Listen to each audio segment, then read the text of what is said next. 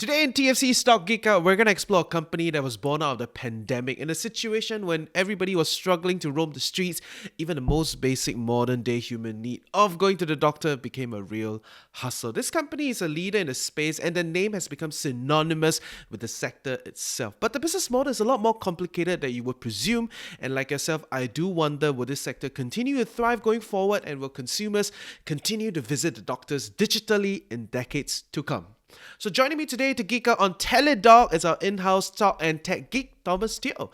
Teladoc's business model actually revolves around companies and insurance provider rather than a simple pay-per-use model, and they're still in the early days trying to entrench themselves in the already complicated insurance ecosystem in the US. So let's see what happens here. For your reference sake, this episode was recorded on the 7th of July 2021, and our discussion today is solely for education and entertainment purposes only. It does not serve as any form of advice or recommendations. Thank you for loving what we do and helping us financially to do more for you. Join our Telegram group for further discussions. Let's geek out.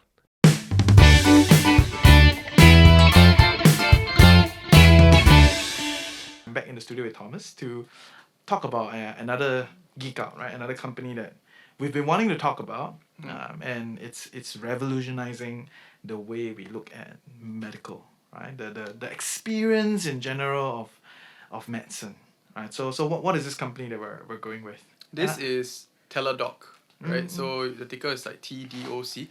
As the name sounds like, it's doing something to do with telehealth, telemedicine. What telemedicine is that basically you can provide or give these kind of like care or some kind of healthcare services, right, over the internet.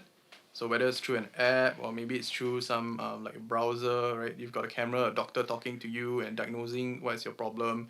If you got a flu, don't go to hospital, right? Just take some meds, stay at home. Stay at home, Yeah. right? Take your MC, tell your boss it's Right. COVID, right? Right. Don't take up the capacity of the hospitals lah. And then at the same time because for T-Doc they primarily serve the US markets. Geographically wise, US is a bit locked in. Like to go from place to place you need a car. But sometimes these patients, right, they don't have access to these kind of like I would say cars, also don't have access to the specialized services right around the area. They got to travel really far, right? So this solution helps them to actually get diagnosed, and if there's really an issue, then travel down and just get the treatment straight away lah. So that's what Teladoc does in a gist. Of course, we can go further into the kind of specialized services that they provide. But generally, that's the kind of use case that they're trying to solve. Yeah, I'm actually pretty amazed that people are okay with Teledoc. Yeah. You know, like oh, just Skype your doctor, huh? oh. Right. You know, going to the doctor felt like an important thing. You know, at the point in But the past. doctor sometimes don't want to see you. Yeah, exactly, right? They're very sian. They work 30-hour shift. Shout out to all my doctor friends here in Singapore, right? You guys work very long shift. I totally get that. Things need to change. But yeah, and I know that the telehealth space has grown so much because of this whole COVID period, right? And people just kind of adopt. And actually pre-telehealth, pre-COVID and the growth of telehealth, there was already a lot of dehospitalization going on. Like a lot of care was going into clinics and health centers. Like CBS did a very big push for health hubs. Right. So it's no longer reliant on hospitals, or at least they're trying to make sure we're no longer reliant on hospitals and move towards a different kind of process. Anyway, we're speaking about the US system, here, which in itself is very complicated lah. The whole pharma space in the US is an exciting space. But all that being said, what is the kind of reality that we're looking at for telehealth? Like, is it just gonna be like a fad, that's just come and go, or what is the growth rate like? What are some things that we should know about this space? It kind of blew out of nowhere in my view. Right. So I think telemedicine was around for some time already, say like 6 years, but you only see them in very specific use cases or very specific diagnoses, right? Because not everything can be done over the web. Like last time, maybe internet quality wasn't so great, the camera wasn't very high quality or what. You want to see a rash also problem. Yeah, or beige. Or whatever skin color lah. Then it's like, oh, I don't think anything's wrong with you. But I'm itching here. Yeah, sorry, I cannot diagnose you. Please come down to the clinic anyway. Things like that. Right? Okay, say like your insurance provider, right? In US, it's complex enough, that in certain states you cannot claim for certain things. So if you're based in a place in let's say a city, and then they don't support coverage, right, for your particular medical condition, right, that's it. You have to pay it by yourself, right? So these things start to open up, and certain policies in the US start to become more relaxed. Certain insurance providers also, they become more comprehensive, right? At the same time also, telemedicine becomes more of a thing. Alright, that's accepted both by the patients, or we say like citizens, as well as having more doctors on board, specialists on board. And then you can just pool all of that and really provide these services to almost anyone everywhere lah. Yeah, so with more coverage, with more people that is actually using the internet, say like millennials, right, and they are used to this also, they don't want to Everything go down to millennial clinic. problem lah. I mean, Yeah, yeah. But it's all the factors actually push towards Yes. having these kind of like remote care lah, so to speak. So it's there. I think it will continue to grow. According to some of the research already, it will be here to stay. Yeah. Certain countries will be more prevalent than others. Say US is like one of the key movers in that. But in certain areas of Asia, say like even Singapore, right, you will start to see more increased cases like that. Yeah. It's just that perhaps culturally, right, or even like expectation you demand service. So you want to go to a clinic and then make sure that someone is servicing you. Same thing like if you go say to NTUC or Sheng Siong, right, you will never check out yourself. You want someone to go and tap the item for you. I do. Thank you for being a responsible person that can take care of your own needs lah. But I would think majority of people don't think that way. Cultural shift takes time, which is why COVID expedited a lot of these changes. Yeah. Right, it pushes a lot of these things forward, and Teladoc is one of the leaders in the space, and also recently got listed. I mean, recently a few years like not some super established company. Yeah. Could you help us understand more insights about this company specific? Rather than just the overall the space, right? Sure. So I think they primarily focus on the telemedicine side of things. They heavily do acquisitions, right, to actually complement their existing telemedicine services. So they acquired Livongo Health, which is like more of like wearables, and then they acquired some other company that does like the data aggregation of things, data analytics and all that.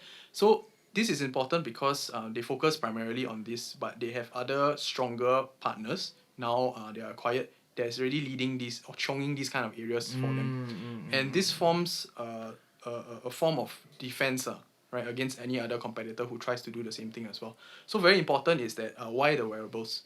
So of course the person isn't at the clinic, right? So how do you actually get these measurements? True. So you need some form of way to actually get this important information of your body, your physique and all that to the doctor or the specialist, right? If not, then it's like, oh, measure your heart rate. Like, I can't feel. Oh, how? Then problem, right? Yeah, then it's not standardized. So the first thing, that's the thing that they need to go and do, lor. And then the analytics portion is that, okay, how can you actually present this kind of data to say like financial institutions, insurance, so that more of these can come on board. So you form a form of like a flywheel, right? More institutions, more insurance coverage that is on board. There's more users who say, okay, not bad, I'll just give it a try. And then that reinforces everything as well. So more people are actually coming onto the platform because of this cycle, rather than just being a generic platform, right? Because there's plenty of other platforms out there that also do telemedicine. Yeah. So China, I think there's like Good Doctor or something like that. There's other listed companies in the US also doing the same thing, but not in the similar way, right? So theirs is really acquisition and really focusing on integrating all these companies together and then forming a very comprehensive like end-to-end solution. Yeah. So if you need to see a doctor, then they make sure that they can diagnose you without even going to the clinic. If they can't do that, then there's a separate process for it, but you're still within their ecosystem, right? They have a network of clinics, they have a network of what you call like specialists lah, if you need to go and recommend and all that. So when you enclose in all that, right, they can get a piece of the pie, right? They make their money through the subscription. Not it could be because from subscription from the patients, but more likely it's subscription from the their main customers, which is enterprises. So they sell this solution as a form of like we call employee benefit, Really? Mm, mm, Okay, mm. These are their primary customers. About 40% or more of their customers, right, are actually Forbes 500, Forbes 500 companies. Those are very sticky customers. Yes, yes. Mm. And in turn, these employee benefits programs is passed down to the employees to use, and that it forms a bulk of their user base. No? Yeah. So they have that one portion which is all the employees, and then another portion which is like everyone else who can also tap on this to actually use. Are you telling me that they are the only ones that are really doing this ecosystem play at this moment in time? They are one of the more successful cases. Okay. Yeah, of course, the closest competitor, let me just search that very quickly. It is American Well, AMWL. So they are actually one of the more similar, they have one of the more similar offerings. But depending on how you actually look at it, like they are number one in what? Number one in app downloads, but it doesn't mean that they're actually winning in revenue, that kind of thing. Yeah. So I think the closest competitor that if you wanna try and understand this business model would be AMWL. Yeah. But the main difference is just that okay, what are you looking at in terms of market share? Number one in terms of app downloads, or number one in terms of revenue, or the number of customers acquired and all that. Basically for this analysis of Teladoc, it will be based off the customers. So the Forbes 500, that one is quite shiok when you hear like, ooh, okay, sticky customer base. Yeah. It's a good place to work with, to work upwards. Yep. Right. Yep. Okay. And I think for a lot of people that don't understand the U.S. medical system, it's a very complicated space with a lot of insurance providers in the midst of it, and you have all these different kind of purchases. So there are a lot of middlemen in this game, right? So if a company can kind of re-envision this whole process and give more value to the employers, rather than just pay insurance companies and then just attach themselves straight onto the medical ecosystem, maybe this could be an alternative medical system.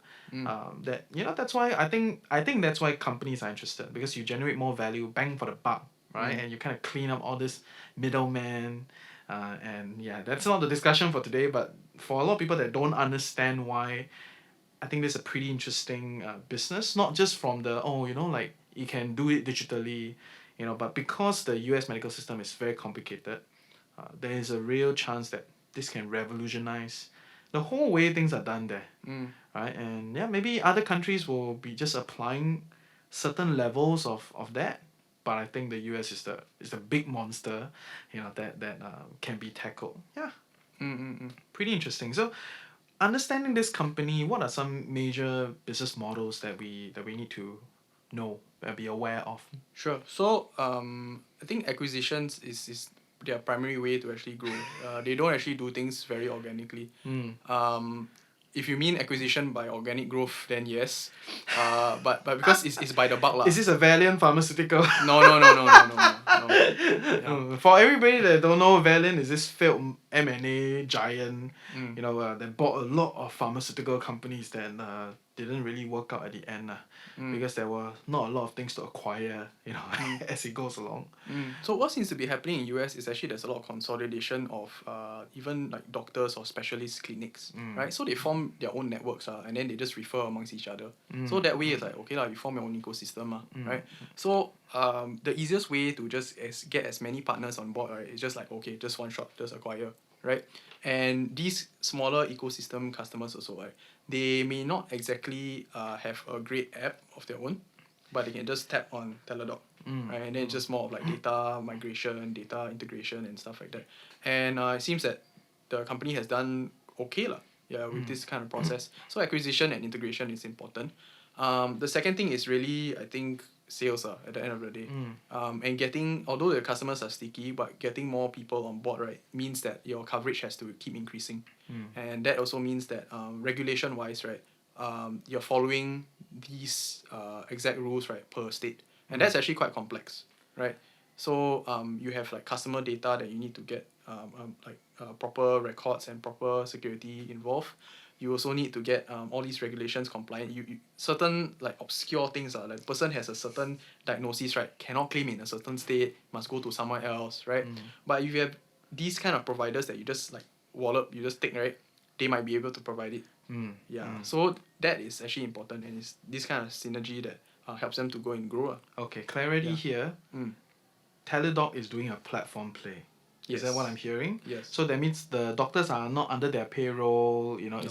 they are not, you know, building that infrastructure of professionals and all that. They're just doing the platform with the technology, and then they're essentially matching customers to doctors through their integrated platform.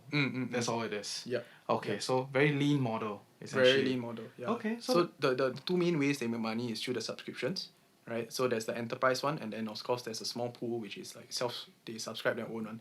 Then the second one is actually visit amazing fees. how the self-subscribe one is a small pool. Oh yeah. It's cool, man. They're very young to get companies on board at this level. Pretty cool. Continue. Actually, it will make more sense for the companies to how do you put it, just buy into Teladoc's program, because they don't want to handle all these claims process thing, the insurance thing, like you can claim for this and that. Like HR only has limited bandwidth. Like, there's already so much to do inside a company. So if you outsource this thing to them, all you need to know is like, okay, this package, this price, your employees are happy. That's all I want to know, right? So that actually makes things very clear. Then the other way that Teladoc actually makes money is through visit fees. Think of it as like a referral lah. Yeah. So if the the customer actually goes to a clinic, and then that's considered a visit fee, because they actually went down to say a specialist clinic and they had some diagnosis there, right? Because you routed this particular person to a specialist clinic which was otherwise not making much money, right? Then you get a fee, like a commission. Yeah. So this is great because if you just have a clinic on your own, even though you have a network, right, you're just based off your geography. But in this case, Teladoc helps to like sort of decentralize it and say that, okay, there's other options also. Do you know that this particular doctor in your area could also do this? Decentralized buzzword. Yes. Okay. So what I'm hearing is they're doing subscription. They charge their clients in terms of like a month-to-month kind of subscription process. Do they actually pay the GPs when they go on telehealth arrangements? Like, when if I'm a client, then I go on Teladoc to like talk to a doctor. Does the doctor get paid by Teladoc? To my knowledge, it depends. Yeah. Okay. So there's different kinds of packages for each of the companies, right? So it goes based off that. And per company they will have different kinds of insurance packages, right? So some is like say you have $3,000 worth of yearly inpatient or outpatient fees that you can claim. Yeah, then whichever lah, that's really on to the company. Okay. Right? But what they do is mainly that I have this network, right? You subscribe with me with your X number of employees per head. Yeah, that's all you have to worry about. And these all things are covered. Your employees just use a platform, they claim through you. Okay. Or they came through our platform through you lah. You know what I mean? Okay. Yeah. So fundamentally, it does not change the ecosystem yet. They're just building one layer on top of it to manage this whole this whole big giant. Okay. Pretty cool. Okay, cool stuff. Yeah.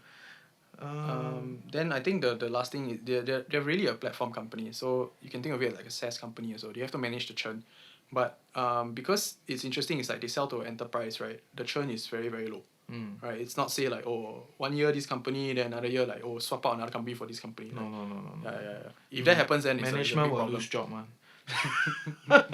So it tends to be the case. Most of the adoption will be a few years, right? So hence the churn is pretty low. Okay, that's pretty good to know. So then when trying to understand this company, what are some core matrices that we should be aware of? So you have your visits versus paid memberships, right? Paid memberships will be a total number of say like employees from the enterprise customers as well as the other paid subscribers, and then those actually visit. So these are your visit fees. So the stats are there's 50 million paid memberships, right? And 10.6 visits, right? So a fifth of that are actually visiting a clinic. I'm not sure whether it's a good thing or bad thing that there's this number of visits but just look at things of revenue wise. Whether they should push this number up, I'm not sure. Yeah, but I mean, everybody's very new in this space, right? You don't know what's like the optimal golden ratio. Is it because telehealth is not good enough, that's why you need to go into a physical location, or is it because that is just a natural extension? At some point in time, you just need to go in for a deeper kind of analysis and all that. I think people are also all grappling with it. Right. Because why I mentioned this is because if they are incentivized to push up the number of visits, right, it could be a bit ethically wrong lah, right? For no reason, I say, oh, I go to clinic lah. I get a referral fee, but you don't tell that to the customer, right? Everything you pay through the company, what? Yeah. Yeah, it's that kind of thing. But I get it. the raw numbers are the number of paid memberships will actually help to explain whether they're actually growing their subscriber pool or not. Yeah, and this is heavily correlated to the kind of customers that they're getting. So it's a Fortune 500 companies. Maybe not all employees are subscribing to it, right? Maybe only like 70%, 80%. But if the number is growing over time, that means they are growing both the employee count as well as the number of customers that they're acquiring, enterprise customers. Yeah. And then there's the cumulative activated base. Right, cumulative activated base is some Cheap non-gap shit that Yeah. every new SaaS company wanna have some weird non-gap rubbish. Okay, yes, please. The simplified explanation is that it's just the rate of people that is trying Teladoc. So like it's a free trial and all that kind of thing. They are willing to try. So use this number lah. This is the number that they're actually reaching out to, and then versus number that's actually paid is you say that it's a conversion rate lah. Yeah. So this number grew 100% in 2020. Right. So pretty good. There's more people that is actually aware of Teladoc, and it also means that they're more open to it lah. At least they're willing to try. Yeah. Yeah, all the non-gap shit, but okay, Yeah. I totally get. They're trying to help us understand their business. So this Right. number indicates the amount of people that are using for free, but they have not converted into Yeah. the main paying customers, Right. So there's a Right. segregation, and I think when understanding SaaS companies, for a lot of people that don't yet understand the whole freemium model, it is now it's a main thing lah. Most people do the freemium model, and if you can grow your free base, you have a lot of strategy to convert them, and that's the interesting part, in terms of percentage of conversion and all that. We can, as we go along, we'll better understand the company and understand the space, right? So that's the beauty. But they're like a healthcare kind of platform lah, so they can't use the term freemium. It sounds too cheap. Okay. That makes a little bit of sense. Yeah. It's like how CNY, then they will have the lion dance, right? Uh-huh. The lion dance can never appear in front of the clinic. Yeah. Imagine if their neighbor see you run a clinic and oh yes, I get it. It's just a different way of denoting the same thing. Part essentially. marketing, part of the branding also. That's why they can upsell to enterprise. There's certain words that you just don't use to sell to enterprise customers. That kind of thing lah.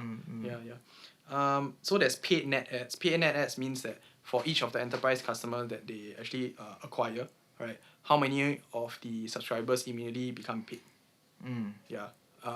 Sorry, let me rephrase. How many of the employees actually are the paid memberships? So per enterprise customer, how many paid users they acquire lah, basically. Then there's also the diagnose on first time. That means like on the one shot, right, through one telemedicine say call or something, right, the patients receive a diagnosis. So this is trying to measure the efficiency of the platform. Okay. And this is actually at 50%, which is pretty good. So the numbers weren't that good last time. Say it's like 20-30%, but it's risen dramatically already. Okay. So it comes through, say, like the wearables. That's a big help. It comes through more, I would say, robust questionnaires they also provide to the users, so the doctors have more information to actually diagnose. There's another metric called distinct diagnosis, right? So distinct diagnosis is not just like everyone has a flu. Can you differentiate the kinds of flu, right? Or is it more like a stomach flu? Is it this kind of other flu and all that? So the number of distinct diagnoses means actually the quality of their platform can actually increase, because they can go down to the more minute cases, which will lead to, if there is a referral, a more accurate one. And this means that there's no time wasting between you go down or why this doctor say like that? It's not like that actually. Then you refer to another one and you refer to another one, and this happens a lot more than one might realize. I never realized that. Okay, because good lah, touch wood lah. I got no big health problems, but I never thought of that was a problem. Right. Like just a small story. It's like sometimes people might not know actually that they have a very rare condition, and some doctors in a certain area might not actually recognize it, right? So say like some kind of like, I think, autoimmune disease, like a brittle bone kind of thing. 20 years ago, right, 30 years ago, right, it wasn't recognized in Singapore. And then everyone will think like, oh, that person keng one. Actually no. Then after that they go to different doctors, go around. Then finally they say, hey, yeah, have you heard of this particular disease or not? Then, no idea. Yeah. They only revealed that yeah, indeed the person actually had it, and it must check for very specific things over a prolonged period of time. Yeah. That kind of thing. Yes. All it's all part of, okay, by the way, I just want to put it out there that your doctors are not like legendaries.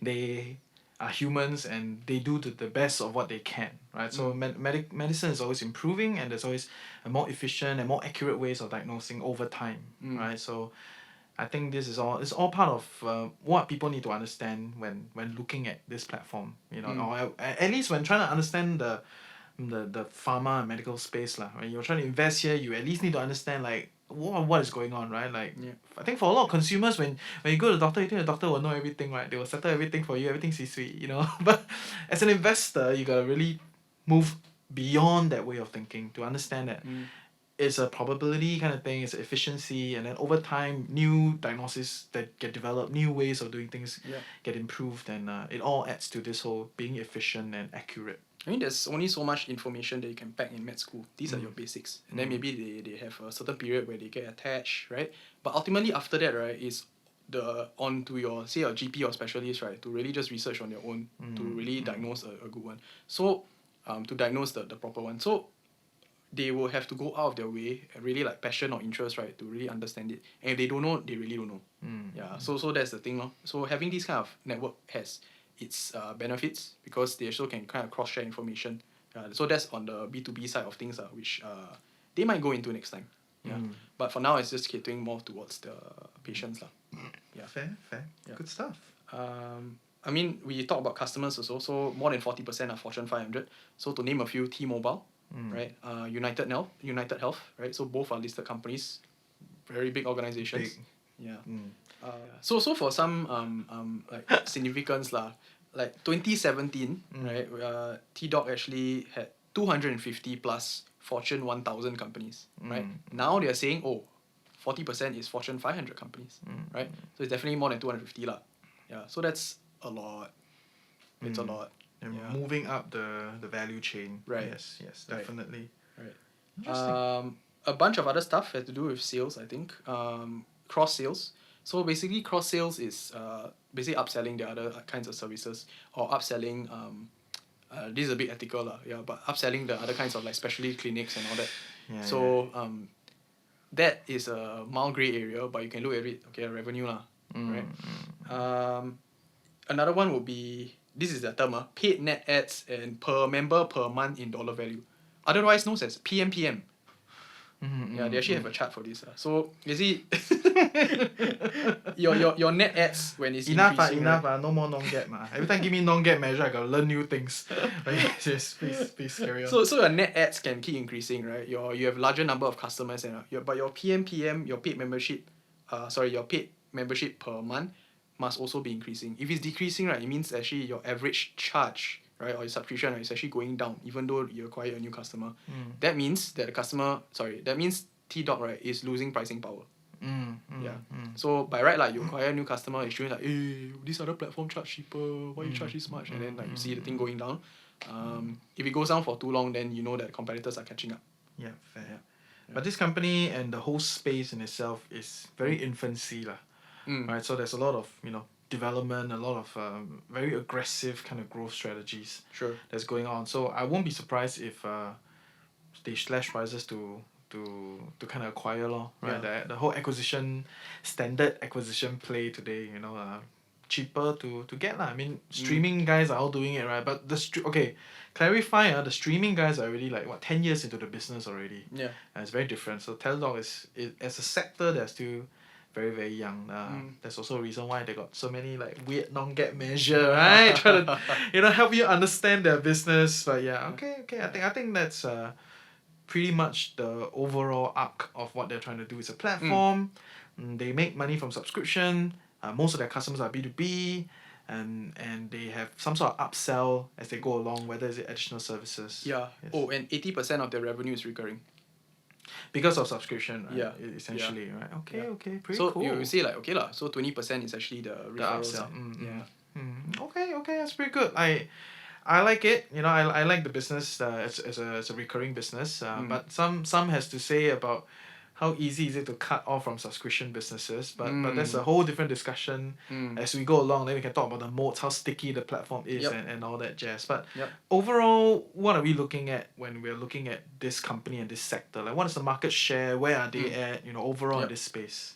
So, according to some stats from American Telehealth Association, this was They have an association now. They do. Yeah. So since 2017, already, they're measuring some stuff. Okay. In the US especially, they hold 75% market share. Wow. Mm. Dominant. Yep. Okay. Yep. Okay. Total addressable market is 29 billion, right? 17 billion is ambulatory care, right? That means 1/3 of the visits is actually treatable via telehealth. So that's how they actually calculated it. And they're already going into that market. And then that 12 billion is behavioral health. So 80% of those visits are actually treatable via telehealth. Okay. So these two things, they are both whacking. Of course, other people are also starting to whack. So they have other similar apps also for the competitors.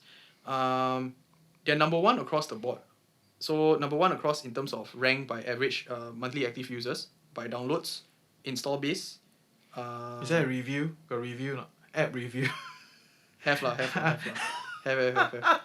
You can go in search. So there's Teladoc, there's Doctor on Demand, there's Live Health Online Mobile, there's the AMWell, AMWL, and then there's MD Live, and a few more other like generic apps. And this is just in US, right?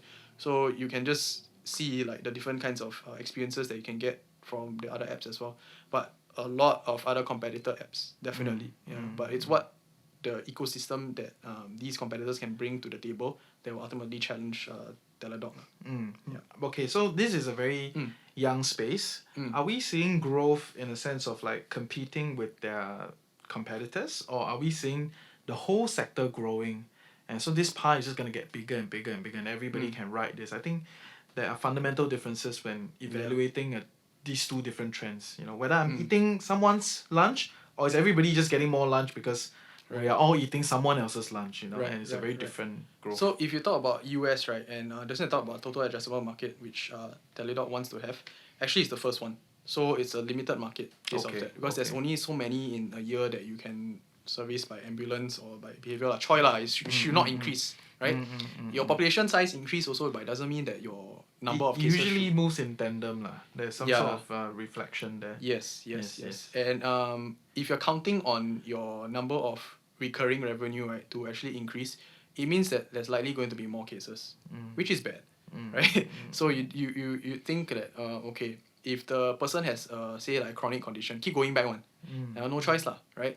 But how many times the person can go in ambulance? You know what I mean? Yeah. So this thing is a limited market for it, right? The TM will not grow fantastically bigger, right? This is roughly fixed already.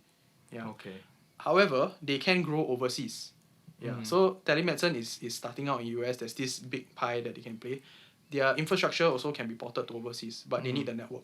Yes. Yeah. So they're trying to go into other countries. They are actually through the acquisitions. Acquisition again. Acquisitions. Okay. Yeah. So they claim to be in 130 countries. Must see their financial breakdown later. Yeah. No, majority is US, really. Yeah. All the acquired ones is just here and there. You got some ecosystem, and then they just service, right? Yeah. But it's a very, very small pie. Yeah, I think for a lot of people that are new to being in the pharma space or in the medical space or as an investor, you need to know that it's not a if anything is non-linear, this is extremely non-linear in terms of the growth, in terms of state to state difference legislation, country to country. It's very, very different, and it's not like you do very well in one country, you can definitely scale elsewhere. It's not like selling shoes, a lot of companies are, our growth plans is to go to all these foreign markets and make it big, and Costco expand to China, Nike, whatever. Those guys are doing very non-sensitive kind of things, right? Consumer deliverables and FMCG and brands and all that. But when it comes to medicine, when it comes to pharmaceutical, when it comes to this whole medical space, people need to understand that scaling is not just we just start elsewhere. There's a lot of integration, and there's a lot of trying to understand local policies and all that. It's really the knowledge. You need certain expertise also. Okay, that's cool. So are we seeing this company at this moment in time plateauing in terms of growth, or are we, because they're already so big, right? Or is that why they are trying to get the market abroad, or what is the situation for them? So the growth plans, it is still growing, right? But in the short term, midterm likely will plateau. Yeah. So they're trying to grow in terms of other kinds of use cases. That means like, okay, you have the total addressable market, right? But in each of them, it doesn't mean that your competitor can support the same field. So number one, they need that to be supported by all the insurance coverage. Number two, being able to have the specialists on board to serve these kinds of needs. So each of the like total addressable markets, right, you can slice them even further by say like Alzheimer's, say by certain kind of chronic care things, and there's like hundreds of those. Yeah. So it's really also prioritizing which is the ones that is needed, right, by the location. Yeah. So it's about execution. It's about a lot of work in that aspect to get it done. Yeah. Mid to long term, what is their plans? They could keep acquiring. They could go into different business models, but then they start to encroach on more of like the actual healthcare services, like a hospital, or even the wearables market. Really, in that territory, right, is where they will face your fangs. Your big boys. Your big boys are all here. Yeah. Alright, okay. So they could be comfortable in this particular niche, but likelihood is that it's going to plateau lah. And as an investor in a growth company, or I would think they're priced as a growth company at this moment in time. So I think that's something that people need to be aware of. Yeah? Yeah. So there's no endless amount of growth here, and they're not operating in a silo. Okay, there are a lot of other startups or even like serious companies in other countries also that are doing telehealth, and they've integrated in the local environment, right? So M&A as a strategy, okay, I get it. We have to talk about the financials, lah, right? So what is their numbers like? Are they financially strong, or are they governed by some like Wall Street guys and just kind of acquire? Yeah. Okay. So we got numbers from 2021 TTM versus last year 2020. Revenue is at 1.37 billion compared to 1.09 billion. So it grew. And it's recurring 80% of it. And this is not bad lah. But you talk in terms of cost, right? It's almost the same. So it's like 1.38 billion compared to 1.12 billion. So it's like whatever they make, they just lose a little bit. Right, so they're covering with a lot of other growth acquisitions wise. Yeah. Operating margin, then that's like they're making very, very little. Right? No, sorry, let me rephrase. They're losing, yeah, but not by phenomenally large numbers, right? So it's like just barely below break even. Yeah. And then you look in terms of cash flow, then it's like 0.21 billion. That's 210 million versus say like 90 million. Okay. Yeah, but operating cash flow, just operating cash flow alone, right, it's actually positive since 2019. So you see a lot of that cash which they are getting through the revenues, right, really being spent back into acquisitions and then growth. So that's why the numbers look the way they are. For that, then it's at 1.38 billion versus 440 million. So definitely has ballooned. I mean, they acquire. Yeah. Much like any other people that are going on an acquisition spree, you will see that thing balloon, or you will see a lot of new equity being sold into the market. Right? Yeah. So it's all part of it. And probably they also finance acquisitions through that. So it's just getting larger and larger. Sustainable or not is a very big question mark. Yeah. Earning per share became more negative. Yep. $6.27. Negative $6.20. Did they release more equity Negative as a result of that? Why are they losing more? A bit of both. So they're both losing money as well as printing more shares. So selling more, that means you're getting diluted as an investor. Raising more debt also means that it's adding more risk to your per share. Your per share debt is getting higher. But they're growing. So that's the thing, right? It's like we got to look at valuation as we go down this path. But are you concerned about their financial health at this moment? Yeah, for sure. So the oh my god, we sound like some boomer cheesy like value investor, like this company must be very healthy. Growth. Lah. You want to put money into losing money company. I mean, there are certain types of investing for that, right? Like really early stage ones. You sure? I think that's fine. You're just investing in the prospects of a company. Yeah. But they are not early stage anymore. Okay. By any chance of early stage investments, these guys are not early anymore, right? You are buying into a matured. I would say their core business, they are already matured. And you have to see the next, bulk of growth from another vertical. Yeah. Whether is it insurance. Insurance is a great business, big margins, and if they have all the data, then they have the actual capacity to Yeah. be a very good insurer, right? And all that jazz. So we need to see that kind of growth prospect. If not, the market will beat it down anytime when the growth kind of plateau. Right. And also because these financials, they resemble very much like Cloudflare. No, serious. There's a lot of revenue, but they're spending almost the same amount back into the business. Then similar kinds of results that you're gonna see. But the difference is that, okay, is your market growing or is it the same size and shrinking, right? And then is the company actually something that you want to invest in? There's always other comparables, right? Like doesn't mean like, oh, I really like this company so I put money. Yes. Right? There's other options. Reason why we look at earnings per share is because for that dollar that you buy for one share, how much is it giving you back? If it's always negative one, then of course it's gonna lose money. Right? Stock price might increase, but you deep down just know that the company is actually losing the money that you gave it. Yes. Yeah. Is that what you want? If you're okay with that and you're I don't mind being a growth investor and hold until to a point where you get your expected return, then sure. But you need to go into this and really understand it. It's not like a boomer mentality. You should be doing this, I hope. Yeah. Don't be a TikTok investor. Just watch TikTok video. Yeah. 5 things you should buy. There's a lot of different reasons why price moves. Price is not exactly the same as value. You can go and read like Warren Buffett and all that, and then your mind will be open to But this after concept. you read Buffett, you want to read many other people. Okay, Philip Fisher and a lot of other guys. He's not the only guy talking about like value and all. But yes, he's just the most successful one, supposedly. So cool stuff. Okay, so I would say the company financials are a little bit wonky. Much like any other growth companies that's kind of stuck in this process of transition. They have to either keep growing or they have to be profitable. Either way, the market will then kind of reprice it based on the growth rates, right? And we're seeing like top line growth not as wild. I mean about 20-30%, at this point in time. So yeah, let's just kind of see how the kind of growth goes along. But there are software company, I would definitely think that they're more sticky than Cloudflare, but that's for discussion as we go along. Yeah, let's talk a little bit about the team. Sure. Right, who is managing these guys? Why are they going on an acquisition spree? Why we not focusing on organic growth? What's going on? Okay, so the CEO, his name is Jason. He was there since 2009. Previously he was at Oxford Health and Wellpoint. Wellpoint is now Anthem, also a listed company. You can go search. And Empire Blue Cross Blue Shield. I'm not entirely sure what this one is. Okay, but some background. He has a bachelor's in arts in international relations at UPenn. It's like, okay. Explains M&A.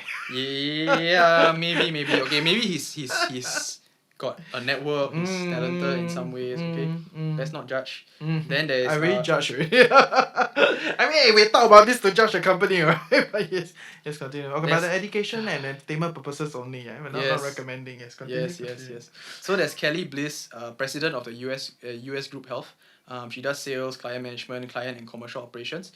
Previously, she was a chief client officer at Teladoc, so quite relevant. Also at Best Doctors. So Best Doctors was one of the competitors mentioned earlier, right? She was a chief of staff. Okay. Chief of staff.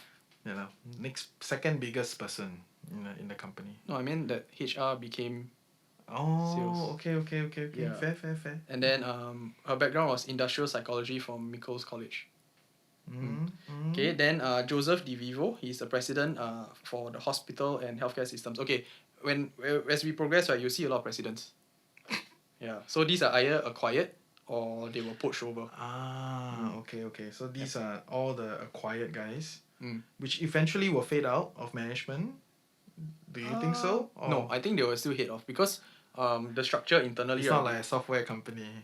It's a software company, but it's not really a software company. So it's like a medical conglomerate with a software spin. Yeah. Okay. So you will continue to see these guys around. Okay? Yes. You will not see product integration to a point where the founders will leave or the presidents will leave. Right. Okay, fair. Right. So hospitals and health systems. This is what Joseph take care of. He was previously the CEO of InTouch Health. Then he was acquired in 2020 by Teladoc. So that's why he's there. Then he was also the CEO and president at NGO Dynamics. and VP and General Manager at US Surgical. So US Surgical is one of the divisions under Tyco Healthcare, another big company. His background is Bachelor in Arts in Business Administration. Yeah. So the next one is the Chief of Human Resources, Anon Geshuri. He was at Livongo Health until the merger with Teladoc. Yeah, so this is the wearables one. Previously to Livongo, he was the VP of HR at Tesla. He was the one that grew the from 400-person company to 35,000. Respect. Yeah. Respect. And then he was also a senior director of staffing ops for Google, and also previously at E-Trade Financial and Applied Materials. Yeah, so quite diverse lah, this guy. Elon Matas, he's the president for BetterHelp. So he's got 20 years of entrepreneurship experience. BetterHelp was also acquired by Teladoc in 2015, but still runs BetterHelp. Yeah, so he's really kept it as like separate divisions, but they share data, they share the integrations and stuff like that. And he founded other companies as well. The CIO is Jeff Nadler. So he's got electrical engineering background from Union College. And then there's Mala Murthy, which is the CFO. Senior exec position at American Express, CFO of Global Commercial Services at PepsiCo. Yeah. Com Science Engineering from Japper Uni and MBA from IIM, Masters of Public and Private Management from Yale. Yeah. So actually they are a software company, right? But so far no I don't one see from I don't see serious software guys in the mix. A lot of healthcare guys. Yes. Yes. Lastly, we have Bimal Shah. So he's the Chief Medical Officer also for Product and Analytics. Previously at Livongo, then also merged, then he joined. He was in the VP for the service line at Premier. He's also assistant prof at Duke. I think primarily they grow through acquisitions, but you also have to see like who's actually managing this whole tech infra. It might be integrated, things might work well and all that, but whether it can actually scale and Cause of concern, Cause of concern feels like no tech guys, exactly like what you said, and they are a tech platform. I do not see them as a healthcare company. Okay, they are not like a healthcare company on Zoom. That's not what they're trying to sell us. Right? So I'm gonna expect continuation of the lean model, where it is a data driven, marketplace kind of play, with additional stuff to kind of grow their ecosystem, right? So it's not just a pure marketplace like shopping like that, right? With additional wearables and all those things to reinforce, their stickiness as a platform play. yeah. But it's a cause of concern, in my view, that there is no tech guy, in this space when you're handling sensitive data and a lot of data and insurers, health data. But they have a very reliable outsourcing arm. Let's just be extremely honest, right? If there is a data breach at Teladoc, this thing is gonna go down. Okay, it's it will not it may not go like boom all the way down, but it's gonna get affected. Yeah. People are gonna question whether they can trust the platform, right? So that's the reality lah, right? And when you're running a small company, you don't get attacked lah. You don't have money to be attacked. I mean, you look at their financial position. But as they grow and they become more and more viable, I definitely want to see some serious back-end tech guys, managing data and all. Even if you don't have like strong UI, guys in front, right? Or ladies in front, then at least I want to see some like serious back-end data management people. Yep. Yeah, it's such a weird mix. I mean M&A, right? Because you keep M&Aing, you keep acquiring, then this is what you get lah. You get a Frankenstein bunch of people that came from everywhere, and but that's not to say they've not done a great job. Okay, that's not to say that they've not done a good job so far, right? But whether can they continue to grow and continue to scale, I think technicalities wise, it's a question mark. What are your thoughts? Yeah, so this might happen a lot actually for startups. They might be very heavily on the sales, marketing driven side of things, but they don't have any means of production, they'll outsource, right? And then they could actually get a lot of sales, get a lot of traction and all that. But over time, this bloat of software, right, there's no architecture, there's no organization, whichever, right, might bite them in the long run. One reason is because of these breaches and all that, but it might also be because of the level of scale that they want to grow into, right? Cannot really. It's already reaching the limit already. And more often than not, these kind of companies will not have a good or rather a strong engineering culture, right? People just keep leaving, right? When people keep leaving, then you don't... Basically, your brains of the organization to hold all these things together also leave. Yes. Yeah, yes. document as much as you want. No one knows how to find the code. Mm, You're also in a problem already. Then you outsource everything, and then you're reliant on other people to actually build your core business, and that's very bad, right? Yeah.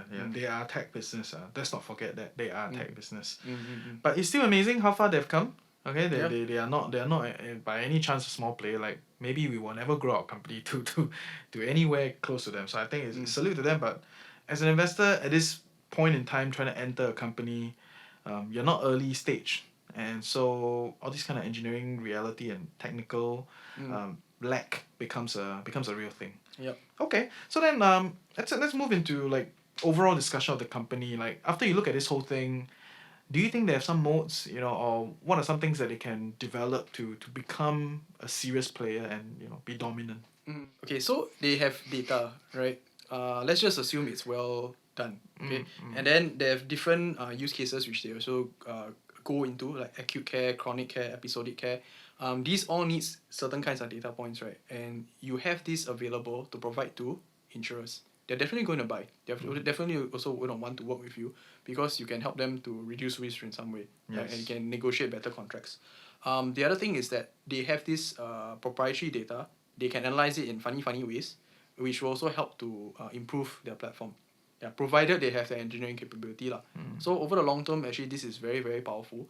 If they want to work together with certain clinics or certain hospitals, True. yeah, basically give them more leverage lah. Yeah. Imagine if they acquire some genomics company, right? Then they got all the DNA integration into this whole thing, right? It will be a marvel, to play around with all these, right? Maybe not until there lah. It's more like say like if they have a wearable, right, and then they have some kind of analytics associated to it, they can detect when a certain symptom appears and already sort of like recommend what is the possible solutions. Yeah. Yeah, things But like that. It's a simple I'm one. definitely thinking that they will acquire some genomics company lah. Some Ooh. those kind of the DNA, the swap, they try to gather Right. like retail genome kind of Uh-huh. thing, right? And that will add to the color of the data set that they can have. Right. So that will be pretty interesting. I mean, don't be surprised in the next Yeah. year or two you see them acquiring Circle's DNA or something like that. One of those DNA company that's Yeah. acquiring a lot of retail customers at this Yeah. point in time. Yeah. And if they're collecting this information also, it's easy to pass it along to the hospitals directly. Yeah. Right? Instead of like, electronic record from here, and here, and here, and here. And then you got to go to 5 different places, collect first before you go to the clinic. Hospital records are one of the shittiest. Yep. And yes. We can talk about this another time, but yes, finally there's some disruption in the hospital record ecosystem. Of course, the whole data breach, everything is a Yep. real thing, like. That's why they don't innovate. Yeah, but Right. And then their health plans that's covered. So this is the coverage that I was talking about. So having more of these being covered, right? So it's 50 plus health plans really that they're actually covering, which is a lot. People can just claim without worry. Right? They don't need to like check one by one. I mean, they should check, right? But even if they don't, they know that actually they can be covered. And the company is also well assured that their employees are well taken care of. Yeah, so this is a form of mode, right? If you go to if another competitor to Teladoc comes to their enterprise customer and say like, hey, we also have the same solution. We can like undercharge them by 20%. You want or not? They say, you have this coverage or not? Oh, don't have. You have this one or not? Don't have. Oh, sorry, cannot. Right? yes. Yeah. So that works in their favor. Fair. Then the customer and partner network. So okay, 40% of the Fortune 500. That's pretty good. That's pretty decent. Good. Your reputation is there. And having that amount of customers where you just go to another Fortune 100 company and say like, hey, these other Fortune 500 companies are with me. You want or not? Yeah. So their reputation is important. Their brand is important. And they also work with the global insurers and financial services firms. So it's like 70 plus of them. Yeah. So the more they have of this, it's even more difficult for others to actually penetrate. Yes. Yeah. So it's a reinforcing thing. And another would be their physical network. So of course you need clinics for people to actually go down to once you send them over for referral. 11,000 care locations. Yeah. So it's spread out across the US. The more that they have, basically it's good lah, right? You can cover a wider geographic area. Yeah, but I put this as a lower priority because basically there's still a physical constraint. It's not something that they can control also. Yeah. If they are also just spending money to acquire more physical network, right, it's a problem. Yeah. Rather the physical network should come to them, which they're trying to do. Yeah. So as they grow this, I think this becomes a stronger moat, and then it's reinforcing lah. They can protect their market share at least, even though there is a solid one. Yeah. So yeah, those are the moats. Yeah, fair. Honestly, for a company at this size, to have all these modes is not simple lah. I mean, but they are in a very complex space. So to have come so far and gotten all these things together, then okay, you gotta give it to them. You know, they're pretty good, right? But yeah, like we've pointed out, like, all these things with lack of engineering people on the team. Looks like growth is plateauing or gonna plateau because they have kind of maxed out the immediate market. They're gonna continue to acquire abroad, and that's gonna affect their financials. And you gotta see if it works as we go along. Can they kind of integrate and scale as we go along, right? So, so that's kind of all to the company, as a whole. But if we wanna take this company and reference it within the whole market. Right, so what are some of the risk factors that we should know, and what are some of the growth opportunities as a retail investor that we should be aware of when trying to analyze this company? Right. So I think the competitors is something that shouldn't be ignored lah. So other than American Well, there's also Doximity. It's been doing this since 2009 as well. Also listed, DOCS, and then there's Amazon, and there's Microsoft, and there's Google Investments. There's also Apple, and a few other startups who's trying to do the same thing. And then there's also Doctor on Demand, which is one of the key startups lah. That's also fighting them on this. A lot of people on this space. So we've talked about all the startups. We've talked about the platform. It's more or less a similar one. They are one of the highest market share, sure, but they're not covering the angle which the FANG companies are doing. So FANG plus Microsoft lah. So Amazon, Microsoft, Google, Apple. Let's just talk about these few. So they're going more of the enterprise angle, but as a system for the enterprise to use inside their company, right? It's like a ERP system kind of thing. Or they're going to the direction of just heavy on wearables, right? So in the healthcare clinic, in the hospitals and all that, say like you have your Apple Watch, it's got all the sensors that the healthcare institution needs, right, to do some kind of diagnosis really. And Apple has their own kind of ecosystem, right? So this platform is really like kind of automatic. They have the data, they are able to use it. Also very sophisticated infra. So Google Investments, Amazon, along the same track also, for healthcare as well as for telemedicine. And these guys are, well, they're tech companies, right? So they probably know how to build things more efficiently than Teladoc lah. So that is some cause of concern. It's also a market which Teladoc hasn't really fully gone into. Livongo is primarily just people at home. You have a tracker, you have some kind of simple sensor, but it's not to the level of like Apple wearable, the device. They plan for the Apple Watch, right, to become the device for healthcare institutions to use. But that's on a different level. But it may not be a competitive thing. They could connect. It could be an integrated thing. Yeah. Right. It's kind of like how Spotify is integrated on all these different platforms. Sure. And a lot of softwares are integrating also. Sure. So I really don't see them as definitely a competition. We got to see their appetite, as we go along, kind of see what are these companies trying to do. But I would think just saying like the FANG guys are gonna challenge them, it's not as simple lah, I feel, right? Like, but the FANG guys definitely more technically advanced. Yeah. Definitely can create better products. But whether or not can they integrate into the whole platform play, the platform play is hard. I think that's the part where I see a little bit differently. Right? I don't want to simplify the whole like tech definitely can fight them, because there are a lot of things that tech guys do very, very well.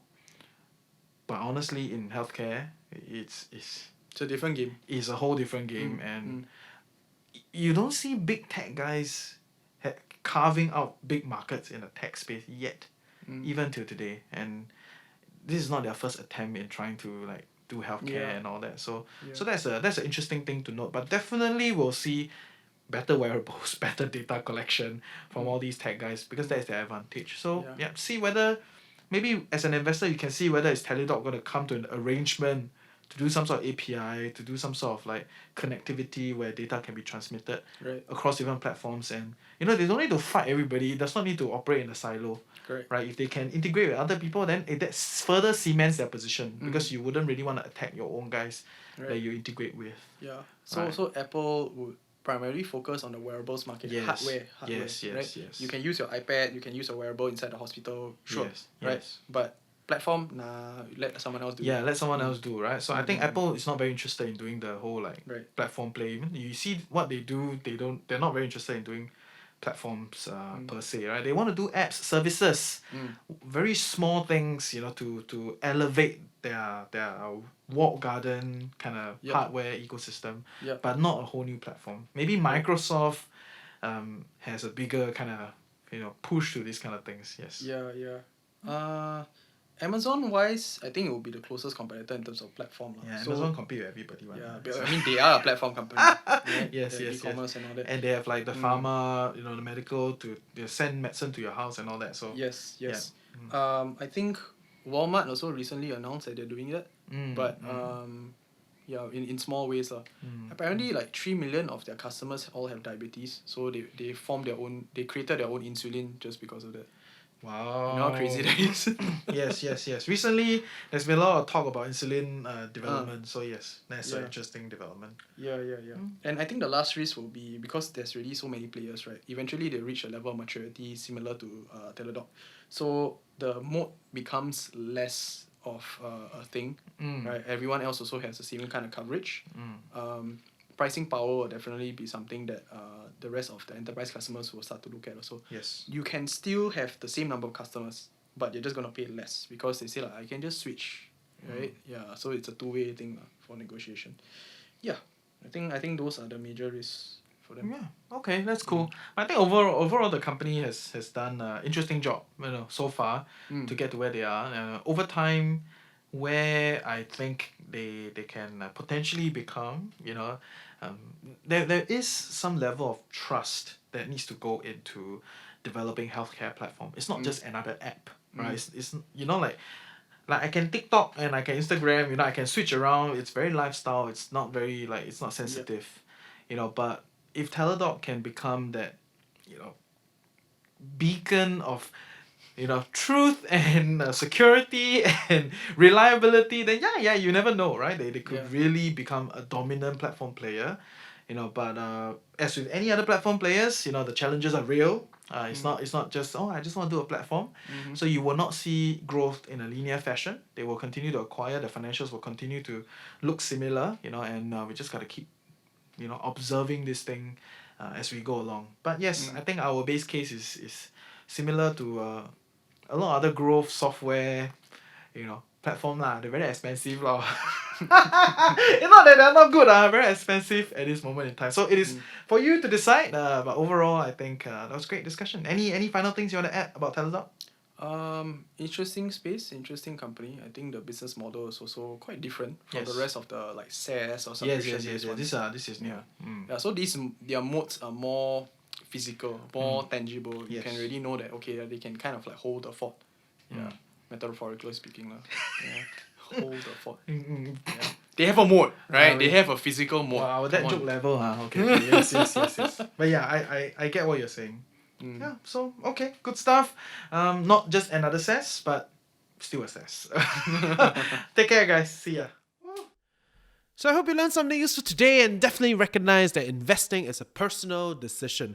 We're not here to give you any recommendations, but we're always happy to geek out with you on interesting companies and trends for the future, right? So this series has a lot more depth and terms. So if you have any questions for us, do join our community Telegram group or DM us on our socials. Link is in the description below. If you love us and will help us grow, definitely share the podcast with your friends and on your socials. And to stay tuned with what is happening in the markets and in the TFC network, do sign up for our weekly newsletter at thefinancialcoconut.com. With that, I hope you have a great day ahead and you improve to become a confident, insightful, and disciplined investor, ultimately creating the life you love while managing your finances well.